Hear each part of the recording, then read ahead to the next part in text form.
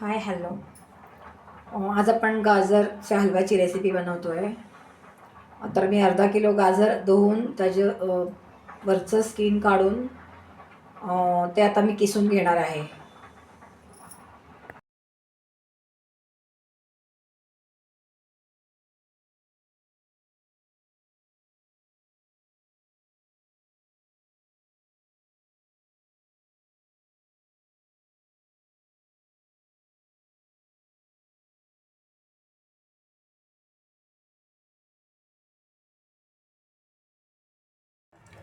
ह्याच्यामध्ये मी गाईचं तूप घेतलं आहे आणि साधारण 4-5 टेबलस्पून असेल.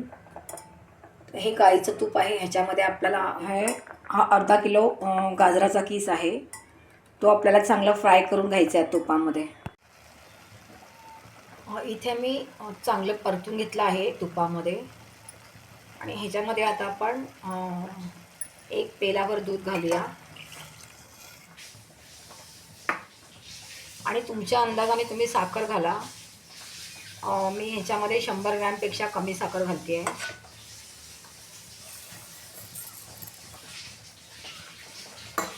मी जिथं गोड खाता त्याप्रमाणे तुम्ही साखर घालायची आतमध्ये.